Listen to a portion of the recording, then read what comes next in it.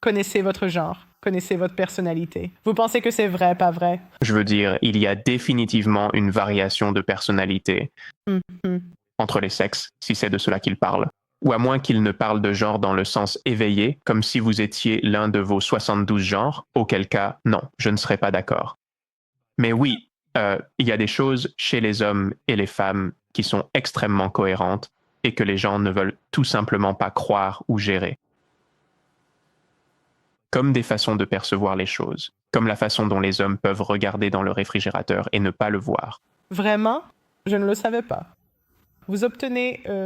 Ouais. Mhm.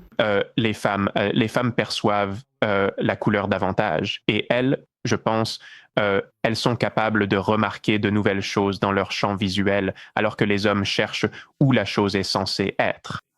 Alors, les hommes ouvriront le réfrigérateur et chercheront où était censée se trouver cette chose. Et ils le regardent, et il n'est pas là, et ils disent « Où est-il » Et puis la femme dira « C'est juste à côté. » Parce que ses yeux scrutent. Oh. Alors oui, la vision fonctionne différemment, l'ouïe fonctionne différemment, les sens fonctionnent différemment, les émotions fonctionnent différemment. Les femmes sont plus sensibles aux émotions négatives, plus névrosées. C'est probablement pour cela que les taux de divorce lesbien sont si élevés, parce que vous savez, vous avez un mauvais pressentiment, et c'est comme, eh bien, le mauvais pressentiment doit être lié à ce qui se trouve devant moi en ce moment. Mhm. Et puis ce sont juste deux femmes qui se vaporisent ça l'une sur l'autre. Donc ouais, je veux dire, voyez-vous, la personnalité est énormément influencée par cela, mais je pense qu'il y a aussi pas mal de variations de personnalité au sein des sexes. Pouvez-vous développer un peu plus là-dessus? Selon vous, quelles sont les plus grandes variations de personnalité? Tu pars sur ce dessin. Ouais, c'est amusant. Les plus grandes variations de personnalité sont... Tu connais les Big Five? Ouais. Tu connais des tests de personnalité? Ouais. Donc tu as les Big Five qui sont... C'est le seul qui soit, genre, validé par la science conventionnelle, même si je ne sais même pas ce que ça veut dire. Mais tu sais, ces 5 traits peuvent prédire beaucoup de choses sur toi, qui tu es et comment tu es susceptible de te comporter. Et tu sais, il y a beaucoup de variations entre eux. Par exemple, les gens ont tendance à avoir soit une grande ouverture d'esprit, soit une grande conscience professionnelle, mais rarement les deux. Et je pense que les femmes ont tendance à être plus ouvertes, les hommes à être plus consciencieux. Les femmes ont tendance à être plus névrotiques.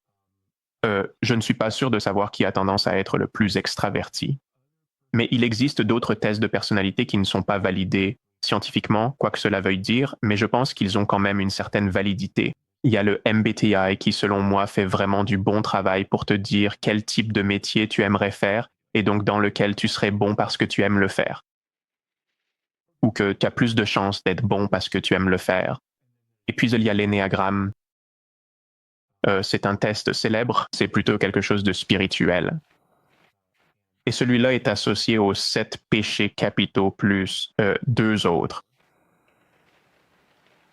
Et celui-là est basé sur ce que ton type de personnalité craint le plus, et donc ce vers quoi tu te diriges le plus. Oh, c'est très intéressant. Et oui, c'est vraiment intéressant. J'ai passé pas mal de temps à apprendre celui-là. Je n'aimais pas le type que j'ai obtenu, mais j'ai beaucoup appris sur moi-même grâce à ça. Ça m'est arrivé aussi.